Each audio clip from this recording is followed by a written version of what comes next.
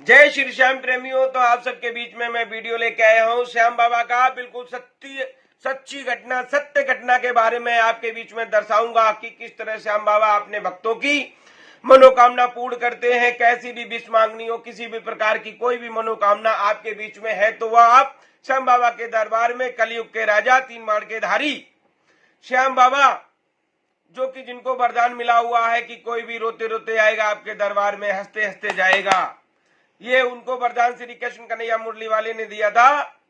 मैं आप सबके बीच में बताने वाला हूं कि एक व्यापारी, आगरा का एक व्यापारी जो कि साड़ी का व्यापारी है, बेटी, इकलौती बेटी की शादी के लिए रिश्ता पक्का करने के लिए चला जाता है। रिश्ता पक्का करके चला आता है तो वहां पे 5,000 रुपए मांगे जाते हैं। वो 5 दिन की कह के वहां से चले जाते हैं अपने घर पे। अपनी धर्मपत्नी जब उनकी पूछती है तो वो बताते हैं कि 5 दिन बाद 50,000 रुपए वहां पे पहुंचाने होंगे। उनकी धर्मपत्नी कहती हैं, अरे आपने अपनी जीवन तो बर्बाद किया ही किया, लेकिन बेटी का भी जीवन तुम बर्बाद करोगे। 50,000 रुपए तुम्हारे पास, 5,000 रुपए जेब में नहीं है, 50,000 रुपए कहां से लेके आओगे। अगला मनहीन हो जाता है। बेटी की बात है, इकलौती बेटी है, दुकान खोलकर बैठ जाता है। अगले दिन सुबह तो वहां पे कोई भी 500 रुपए का गल्ला उठता, कोई भी काम नहीं होता। घर में आते धर्मपत्नी पूछती, धर्मपत्नी फिर ताना देती है कि क्या, कैसे क्या करोगे, कहां से कर्जा उठाओगे, कोई तुम्हें कर्जा भी नहीं देगा। उसके बाद में दूसरे दिन जाते हैं, दूसरे दिन भी कुछ नहीं होता। तीसरे दिन जाते, तीसरे दिन भी 200-500 की बोनी हो जाती है, कोई काम नहीं होता है। धर्मपत्नी यही कहती है कि कोई भी काम नहीं हो पा रहा, बहुत सारी समस्या हो जाती है, बहुत ज्यादा दिमाग में निगेटिविटी आ जाती है। उसके बाद में चौथे दिन वो सुबह सुबह जाता है, अरदास लगाकर बैठ जाता है, धूप बत्ती करता। धूप बत्ती करने के बाद में बाबा को इत्र वगैरह चढ़ा के, भोग वगैरह लगा के आराम से बैठ जाता है। कोई भी नहीं आता। दोपहर के 1 बज जाते हैं। लंच का टाइम हो जाता है। सभी दुकानदार अपनी दुकानें बढ़ा लेते हैं, क्योंकि दोपहर में गर्मी ज्यादा हो जाती, गर्मी का टाइम होता है। वो दोपहर में फिर दोबारा धूप बत्ती लगा के और बाबा के सामने खड़ा हो जाता। जो मोटे मोटे आंसू निकाल के बाबा के सामने इस तरह से खड़ा हो जाता, जब रोने लगता है कि कल कहां से पैसा पूरा करेंगे।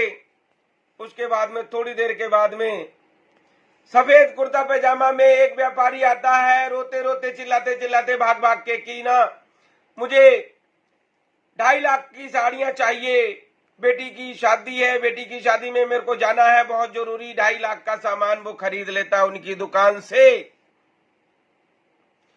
और उनके पास अचानक एकदम 2.5 लाख रुपए आ जाता है। तो इसे कहते हैं बेटियां उगाई जाती हैं, बेटियां उगाई जाती हैं, बेटे उग जाती हैं बेटियां, पढ़ाए जाते हैं बेटे, पढ़ जाती हैं बेटियां, और उड़ाए जाते हैं बेटे पर उड़ जाती हैं बेटियां, जैसे कल्पना चावला। तो इसी तरह से मैं आप सबके बीच में कहना चाहूंगा कि श्याम बाबा 3 बाण के धारी हैं। अगर आपने सच्चे मन से भगवान और भक्त का रिश्ता बना रखा है, या पिता पुत्र का रिश्ता बनाया हुआ, कोई ना कोई तो आपको रिश्ता बनाना ही पड़ेगा, क्योंकि ये कलयुग है। भगवान भी भाव का भूखा होता है। आप प्रेम से, श्रद्धा से, सच्चे मन से, तन मन धन से, ये तो काम आपको ही करना पड़ेगा, किसी दूसरे व्यक्ति को नहीं करना पड़ेगा, कोई दूसरा नहीं करना आएगा।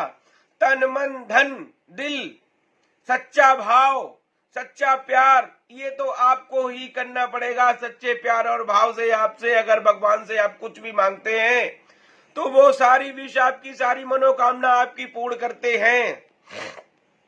कोई भी विश आपकी अधूरी नहीं रहेगी। लेकिन सच्चा चाहिए, सच्चा मन, सच्चा भाव, सच्चा प्यार। अगर सच्चे मन, भाव, प्यार से आप कोई भी विश मांगते हैं तो वो सारी विश आपकी पूर्ण हो जाती है।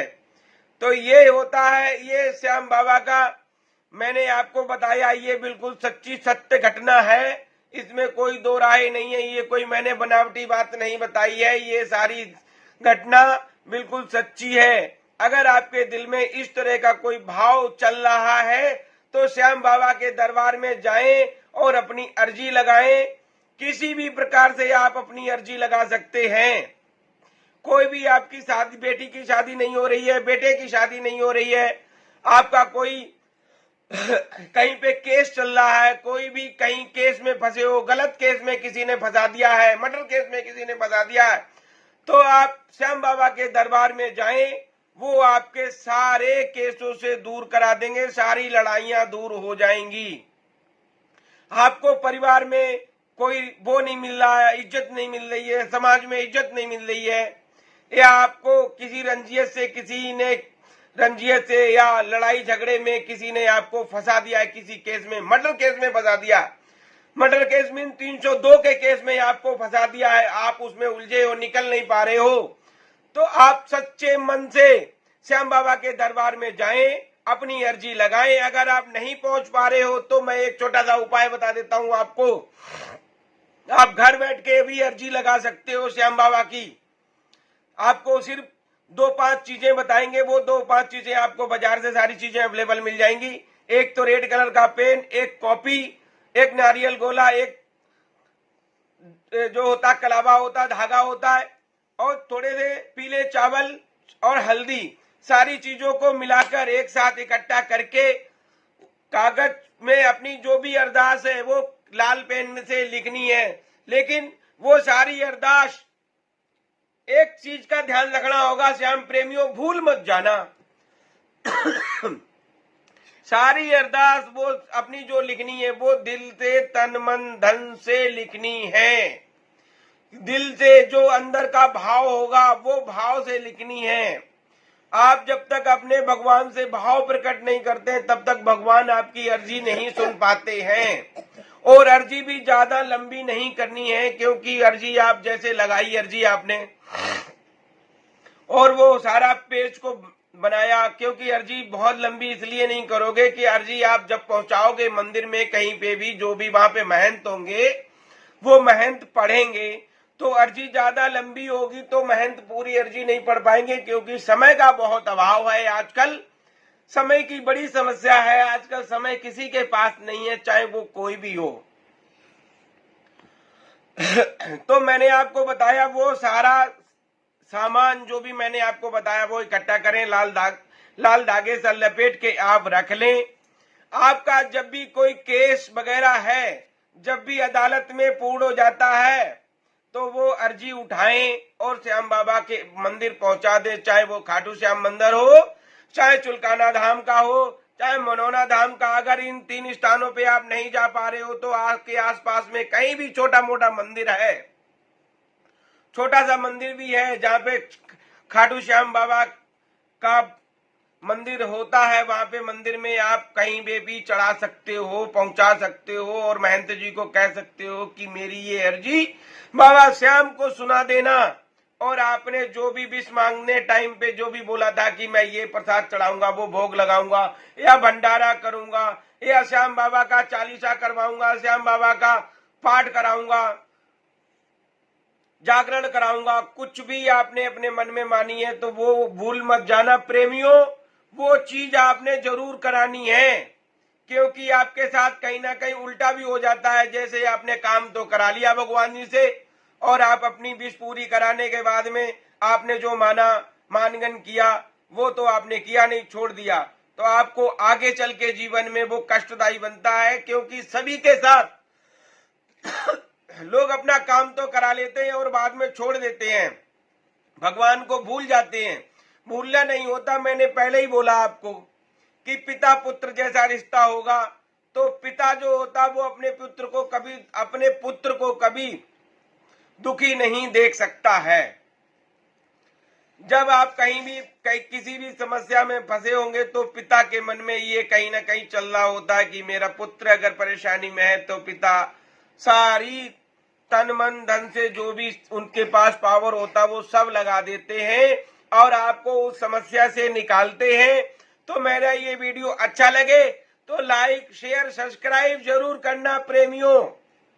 और किसी भाई के पास, किसी असहाय भाई के पास, किसी परेशान मेरे भाई बंधु के पास पहुंच जाए, वो अपनी अरदास लगा सके, श्याम बाबा को अर्जी लगा सके और उसका काम बन जाए तो आपका क्या बिगड़ेगा? आपका कुछ नहीं बिगड़ेगा। आपका तो एक शेयर आपने करना होगा अगर उसको मिल जाता है, क्योंकि इस दुनिया में ऐसा कोई नहीं है जो परेशान नहीं है। कोई माया को लेके परेशान है, पैसा को लेके परेशान है, कोई कोर्ट में फंसा हुआ है, कोर्ट को लेके परेशान है, तारीखे पे तारीखे लिए जा रहा है, कोई किसी चीज में उलझा हुआ है, कोई किसी चीज में उलझा तो सभी है, लेकिन सभी चीज का समाधान भी है। कट भी जाती है समस्या। बाबा श्याम के दरबार में जाएंगे तो आपकी समस्या सारी कट जाएगी। वीडियो को मैं यहीं पे लास्ट कर रहा हूं। मेरा वीडियो अच्छा लगे लाइक शेयर सब्सक्राइब जरूर करना, वीडियो आगे से आगे शेयर करना, जरूर 10-10 लोगों को शेयर करना प्लीज। जय श्री श्याम। श्याम प्रेमियों जय हो, जय श्री श्याम।